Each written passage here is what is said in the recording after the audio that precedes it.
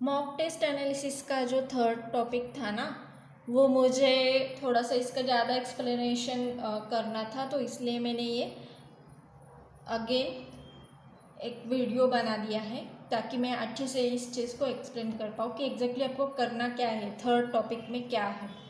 तो third topic में ये है कि सारा मतलब आपने टेस्ट देने के बाद में जो भी आप मॉक टेस्ट अटेम्प्ट कर देते हो, वो मॉक टेस्ट अटेम्प्ट करने के बाद में वहाँ पे जो आपको एनालिसिस आता है, वो एनालिसिस में एक मेंशन होता है कौन सा टॉपिक हार्ड था, कौन से क्वेश्चंस हार्ड थे, कौन से मॉडरेट थे और कौन से इजी वाले क्वेश्चंस थे।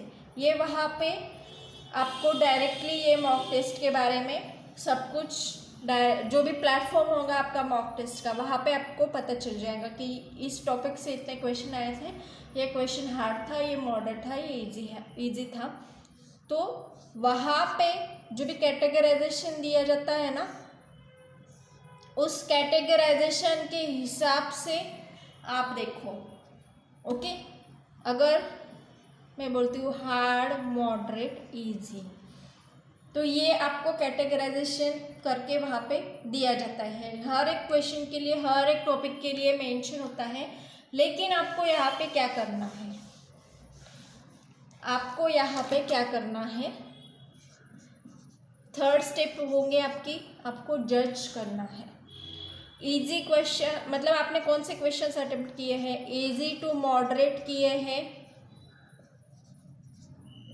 हार्ड वाले थे तो हार्ड वाले भी किए होंगे वो।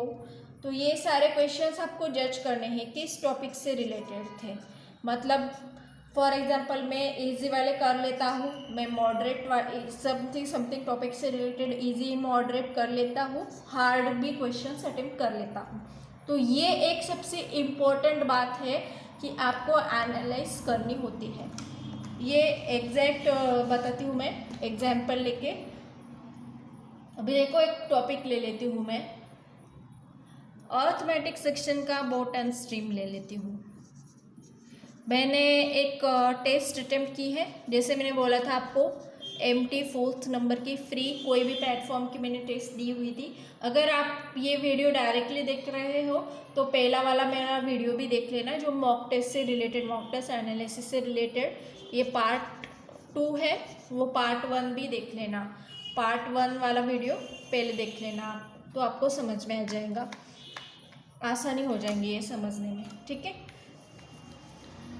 अभी देखो बोट एंड स्ट्रीम अगर मैं लेती हूँ टॉपिक, अगर मुझे मॉक टेस्ट एनालिसिस में डायरेक्टली ऐसे मिलता है कि इसके क्वेश्चन, जो भी एक क्वेश्चन था वो इजी आया था, ओके, तो ये मैंने बोला कि ठीक है चलो मैं इजी, मैं अपना जज कर रही हूँ कि मैं बोट एंड स्ट्रीम के इजी वाले क्वेश्चन कर लेती हूँ। नेक्स्ट वन है एवरेज से रिलेटेड, एवरेज टॉपिक से रिलेटेड। इधर इजी वाला एक आया था, मॉडरेट वाले 2 क्वेश्चन आए थे और हार्ड वाला एक आया था। सपोज 4 क्वेश्चंस आए थे मुझे, तो मैं उसके बारे में बोलूँगी कि मैं एवरेज का मतलब पूरा मेरा टॉपिक हो चुका है, इसको मैं अपना 100% देती हूँ। ये टॉपिक मेरा पूरा प्रिपेयर्ड है, ये टॉपिक मेरा स्ट्रॉन्ग में चला जाता है मेरे हिसाब से। ओके, मुझे बोट एंड स्ट्रीम ये टॉपिक पे और काम करना पड़ेगा, मुझे इसका और practice, I need more practice here for moderate and hard one. आई बात समझ में, ये जज कैसे करना है आपको। Hope you understood the third point. Again I am giving you the example. देखो इजी, मॉडरेट और हार्ड ऐसे करके आपको डायरेक्टली क्वेश्चंस मिल जाते हैं, मतलब सॉर्ट आउट करके क्वेश्चंस मिल जाते हैं आपको, टॉपिक वाइज भी मिल जाते हैं। अभी मैं इधर रीजनिंग का लेती हूँ। अगर मैंने रीजनिंग का सीलॉग लिया, सीलॉग में बोला गया कि सीलॉग में 5 क्वेश्चन आए थे, सीलॉग में 5 क्वेश्चंस आए थे। ये 5 क्वेश्चंस में 2 इजी थे, 2 मॉडरेट थे, एक हार्ड था। तो मैं ये जज करने की कोशिश करूँगी कि मैं ये सॉल्व कर पाई कि नहीं कर पाई। फॉर एग्जांपल मैं अगर सिलॉग वाला जो हार्ड वाला क्वेश्चन है ना वो सॉल्व नहीं कर पाई या फिर वो रॉन्ग हुआ, यानी क्या मेरा सिलॉग जो भी है, सिलॉग का जो स्टडी है वो मेरा 50% हो चुका है अगर मैं मॉडरेट लेवल तक चली जाती हूँ तो। ओके, ऐसे आपको ये मॉक टेस्ट एनालाइज करने पड़ते हैं, जज करने पड़ते हैं। सेकेंड थिंग, सबसे इम्पोर्टेंट बात, ऐसे हम बोलते हैं ना कि किसी भी वेबसाइट पे अगर हम जाके मॉक टेस्ट को देखते हैं तो हम ऐसे बोलते हैं कि ये वहाँ का लेवल बहुत हाई है,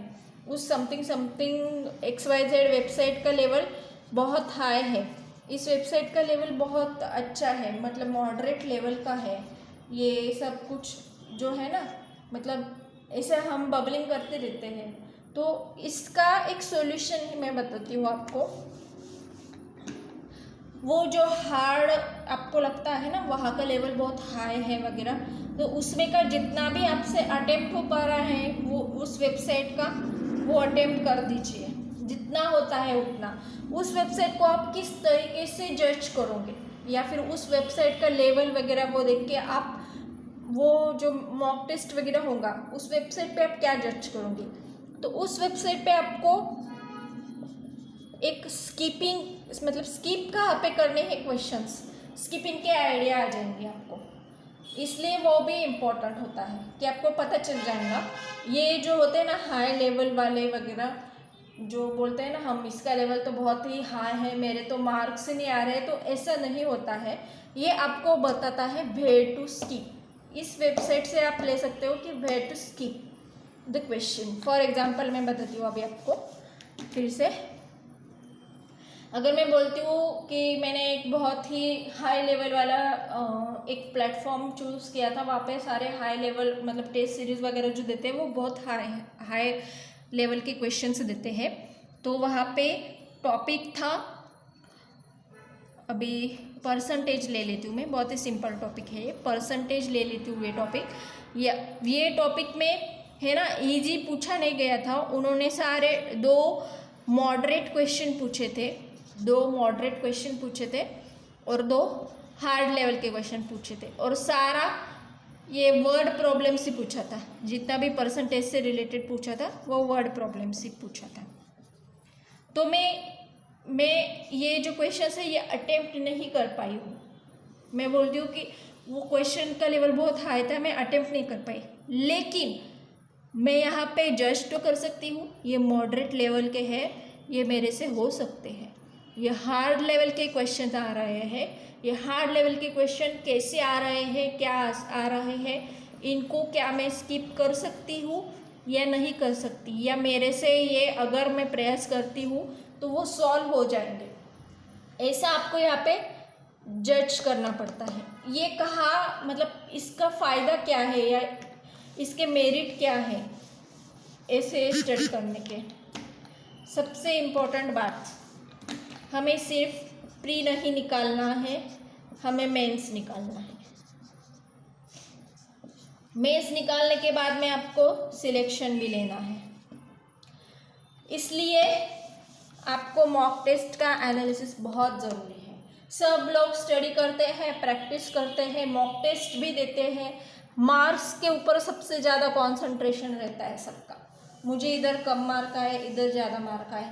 ये प्लेटफॉर्म पे जिस प्लेटफॉर्म पे ज़्यादा मार्क आ जाते हैं ना वो प्लेटफॉर्म आपका अच्छा बन जाता है।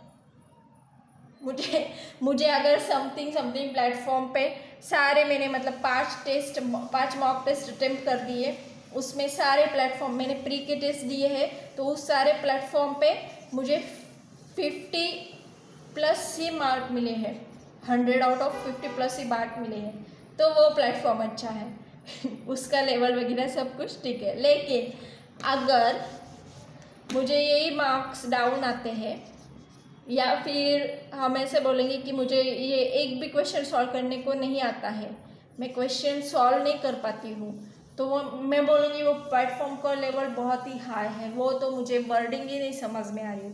तो वैसा कोई भी मतलब सोर्स हो, मैंने फिर से रिपीट करती हूँ, फ्री वाले जो है टेस्ट, वो फ्री वाले टेस्ट में आपको कंपटीशन पता चलती है। सेकेंड वन आपको लेवल जो पता ही चलती है, प्लस कहाँ पे स्किप करना है, कहाँ पे मतलब क्वेश्चन अटेम्प्ट करने हैं, कैसे अटेम्प्ट करने हैं, उसका अंदाज़ा आ जाता है। प्लस कुछ आपको न्यू पैटर्न वगैरह या कुछ ऐसा होगा स्टडी के लिए तो वो भी मिल जाता है। इसलिए थोड़ा सा फ्री के टेस्ट भी देकर देखो।